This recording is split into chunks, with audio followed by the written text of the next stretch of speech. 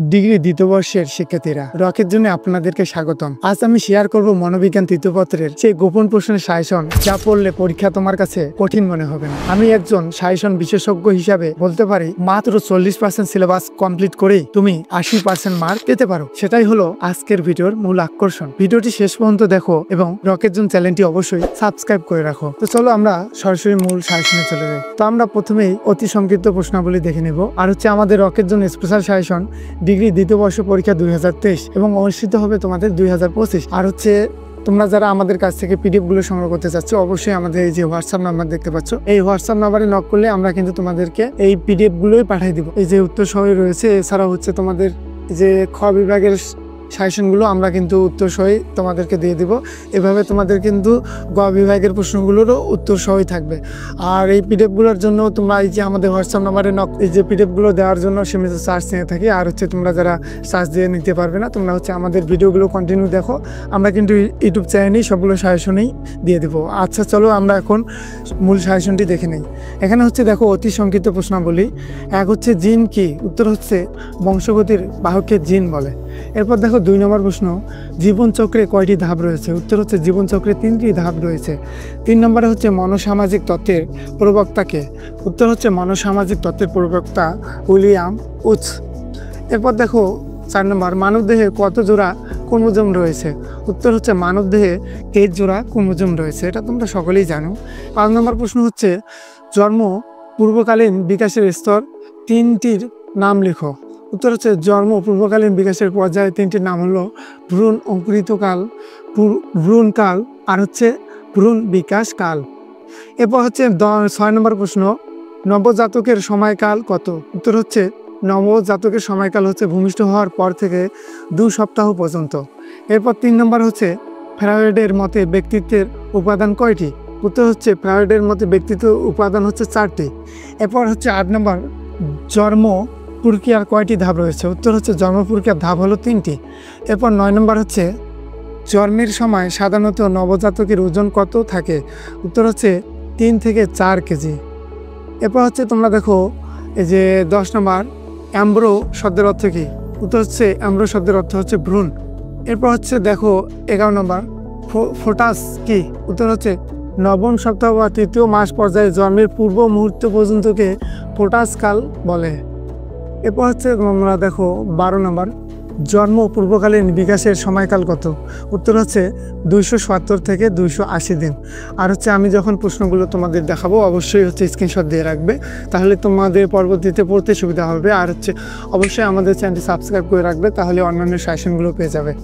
আর হচ্ছে অবশ্যই তোমরা যারা পিডিএফ ফাইল নেবে, তোমরা হচ্ছে এই যে আমাদের হোয়াটসঅ্যাপ নাম্বার, এখানে যোগাযোগ করতে পারো। এরপর দেখো তোমরা 13 নম্বর প্রশ্নটা, গর্ভকালীন বিকাশের 3য় পর্যায়টির নাম কি? উত্তর হচ্ছে গর্ভকালীন বিকাশের 3য় পর্যায়ের নাম হচ্ছে ফোটাস কাল। এরপর দেখো 14 নম্বর, গেনীয় বিকাশ তত্ত্বের প্রবক্তাকে? উত্তর হচ্ছে জাপিয়াস। এরপর দেখো 15 নম্বর, মনো সমীকরণের প্রবক্তাকে? উত্তর হচ্ছে মনো সমীকরণ মূলক তত্ত্বটির সিগমুন্ড ফ্রয়েড। এরপর দেখো 16 নম্বর প্রশ্ন, দলগত বয়স কি? উত্তর হচ্ছে শৈশবের শেষ ভাগকে বলা হয় গ্যাং অ্যাস বা দলগত বয়স। এরপর দেখো 17 নম্বর, প্রায়োরিটি কি? উত্তর হচ্ছে কোনো মায়ের গর্ভধারণের সংজ্ঞাকে প্রায়োরিটি বলে। এরপর দেখো 18 নম্বর, আতুরকালের স্থায়িত্ব কত? উত্তর হচ্ছে আতুরকালের স্থায়িত্ব খুবই সংক্ষিপ্ত। 19 নম্বর প্রশ্ন হচ্ছে মায়োসিস কি? উত্তর হচ্ছে পরিমাণের পর প্রতিটি কোষে 23টি ক্রোমোজোম থাকে। কোষ বিভাজনের এই প্রক্রিয়াকে মিওসিস বলে। তোমরা এটা ক্লাস 19-এই পড়েছো। এরপর দেখো 20 নম্বর প্রশ্ন, মরুলা কি? নিষিক্ত ডিম্বাণু যখন জরায়ুতে পৌঁছায় তখন ওই কোষগুলোর আকৃতি একটি পিনের মাথার মতো থাকে এবং এর মধ্যে কয়েক ডজন কোষ সৃষ্টি হয়। এই অবস্থাকে বলা হয় তোমাদের কি? মরুলা। এরপর দেখো 21 নম্বর প্রশ্ন, জন্ম প্রক্রিয়ার কয়টি ধাপ আছে? উত্তর হচ্ছে জন্ম প্রক্রিয়ার ধাপ হলো 3টি। 22 নম্বর প্রশ্ন দেখো, ব্লাস্টোয়েস্ট কি? উত্তর হচ্ছে যখন মরুলা জরায়ুতে অসংখ্যযুক্ত অবস্থায় স্বাধীনভাবে ভেসে বেড়ায় তখন তাকে ব্লাস্টোয়েস্ট বলে। এরপর দেখো তোমরা 23 নম্বর প্রশ্ন, ব্যাপলিং কি? উত্তর হচ্ছে অর্থহীন শব্দের পুনরাবৃত্তিকে ব্যাকলিং বলে। এরপর দেখো 24 নম্বর প্রশ্ন, শৈশবকালীন 2টি নিষ্ক্রিয় খেলার নাম উল্লেখ করো। উত্তর হচ্ছে ছবি দেখা আর 2 হচ্ছে গল্প শোনা। এরপর 25 নম্বর দেখো, ব্যাক ত্রুটি কত প্রকার ও কি কি? উত্তর হচ্ছে 3 প্রকার। অর্থবোধের ত্রুটি, উচ্চারণের ত্রুটি আর হচ্ছে বাক্য গঠনের ত্রুটি। 26 নম্বর প্রশ্ন হচ্ছে ভ্রূণকালের বিস্তৃতি কত? উত্তর হচ্ছে ভ্রূণকালের সময়সীমা হচ্ছে তোমাদের 2 মাস বা হচ্ছে 8 সপ্তাহ। এরপর দেখো 27 নম্বর প্রশ্ন, বয়ঃসন্ধিকালে একটি যৌন বৈশিষ্ট্যের নাম উল্লেখ করো। উত্তর হচ্ছে গলার স্বর পরিবর্তন হয়। এরপর হচ্ছে 28 নম্বর প্রশ্ন, বর্ধন কি? উত্তর হচ্ছে পরিমাপযোগ্য শারীরিক পরিবর্তনকে বর্ধন বলা হয়। এরপর দেখো 29 নম্বর প্রশ্ন, প্যারোটি কি?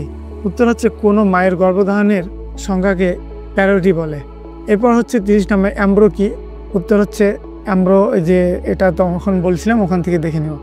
এরপর হচ্ছে 31 নম্বর প্রশ্ন, ভ্রূণ বিকাশকালের সময়কাল উল্লেখ করো। উত্তর হচ্ছে 2য় সপ্তাহের শেষ ভাগ থেকে 8ম সপ্তাহ পর্যন্ত। এরপর হচ্ছে 32 নম্বর প্রশ্ন, গর্ভ পরিবেশের তাপমাত্রা কত? উত্তর হচ্ছে 100 ডিগ্রি ফারেনহাইট। 33 নম্বর প্রশ্ন হচ্ছে দুটি বিকাশমূলক পরিবর্তনের নাম লেখো। উত্তর হচ্ছে আকারের পরিবর্তন আর 2 হচ্ছে অসঙ্গতিপূর্ণ পরিবর্তন। 34 নম্বর প্রশ্ন হচ্ছে নবজাতককালের সময়সীমা উল্লেখ করো। উত্তর হচ্ছে শিশু ভূমিষ্ঠ হওয়ার পর্যন্ত থেকে 2 সপ্তাহ পর্যন্ত। এরপর দেখো 35 নম্বর প্রশ্ন, আরএনএ এর পুনরূপ কি? রিবোনাইক্লিক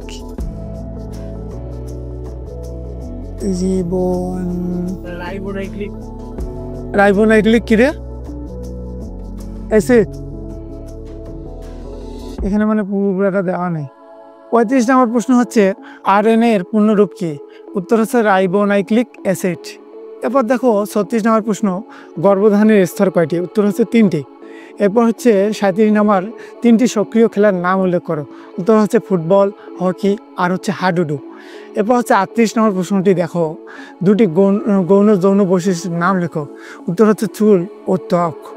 এরপর হচ্ছে বর্ধন কি? উত্তর হচ্ছে পরিমাণযোগ্য শারীরিক পরিবর্তনকে বর্ধন বলা হয়। এরপর হচ্ছে তোমরা দেখো 40 নম্বর প্রশ্ন, গর্ভধারণের স্তর কয়টি? উত্তর হচ্ছে 3টি। এরপর হচ্ছে 41 নম্বর প্রশ্ন, ভ্রূণকালের বিস্তৃতি কত? উত্তর হচ্ছে ভ্রূণকালের সময়সীমা হচ্ছে 2 মাস বা 8 সপ্তাহ। এরপর হচ্ছে 42 নম্বর, জন্ম প্রক্রিয়ার ধাপ কয়টি? উত্তর হচ্ছে জন্ম প্রক্রিয়ার ধাপ হলো 3টি। এরপর হচ্ছে 43 নম্বর প্রশ্ন, নবজাতকের সময়কাল কত? এটা তখন আগেও বলছিলাম, হচ্ছে শিশু ভূমিষ্ঠ হওয়ার মুহূর্ত থেকে 2 সপ্তাহ পর্যন্ত। এরপর হচ্ছে তোমরা অ্যাম্ব্রো শব্দের অর্থ ভ্রূণ, তখনও বলছিলাম। প্রশ্নগুলো রিপিট হয়ে গেছে 2-1 যার জন্য এতগুলো দেখাচ্ছে। তো যাই হোক, বেশিবার পড়লাম বেশিবার মনে থাকবে। এবার হচ্ছে 45 নম্বর প্রশ্ন, ব্যাপলিং কি? উত্তর হচ্ছে উদর অর্থহীন শব্দের পুনরাবৃত্তিকে বলা হয় ব্যাপলিং। এরপর হচ্ছে 46 নম্বর প্রশ্ন, আতুরকালের একটি বৈশিষ্ট্য উল্লেখ করো। উত্তর হচ্ছে আতুরকাল সংক্ষিপ্ত সময়। এরপর হচ্ছে 47 নম্বর প্রশ্ন, ফ্যারাডের মতে ব্যক্তিত্বের উপাদান কয়টি? উত্তর হচ্ছে 4টি। এরপর হচ্ছে 48 নম্বর প্রশ্ন, হচ্ছে বয়ঃসন্ধিকালে দুটি মুখ্য গৌণ বৈশিষ্ট্যের নাম লেখো। উত্তর হচ্ছে বয়ঃসন্ধিকালে দুটি মুখ্য বৈশিষ্ট্যের নাম হলো ছেলেদের দাড়ি গোঁফ গাজানো এবং হচ্ছে মেয়েদের স্তনের আকৃতির পরিবর্তন। তো এই ছিল মোটামুটি আজকে আমাদের অতি সংক্ষিপ্ত প্রশ্নাবলী। এবং হচ্ছে খ এবং গ বিভাগের প্রশ্নগুলোতে আমাদের 16 থেকে 17টির মতো প্রশ্ন রয়েছে। এবং শুধু প্রশ্নই না, আমরা কিন্তু উত্তর সহই তোমাদের হ্যান্ডনোটগুলো দিচ্ছি। আর হচ্ছে তোমরা যারা উত্তর সহ আমাদের সাজেশনগুলো পেতে চাচ্ছ, তোমরা হচ্ছে এই যে আমাদের হোয়াটসঅ্যাপ নাম্বার দেখতে পাচ্ছ, এখানে যোগাযোগ করো। তাহলেই আমরা কিন্তু তোমাদেরকে পিডিএফগুলো পাঠিয়ে দেবো। আমরা কিন্তু পিডিএফ ফাইলগুলোর জন্য সীমিত চার্জ নিয়ে থাকি। তোমরা যারা সংগ্রহ করতে পারবে না, তোমরা হচ্ছে আমাদের ইউটিউব চ্যানেলটি সাবস্ক্রাইব করে পাশে থাকো, কারণ আমি খুব শীঘ্রই তোমাদের খ বিভাগের প্রশ্নগুলো এবং গ বিভাগের প্রশ্নগুলো উত্তর সহ এই চ্যানেলে আপলোড করে দেবো। তো এতক্ষণে সকলে ভালো থেকো, সুস্থ থেকো, ধন্যবাদ।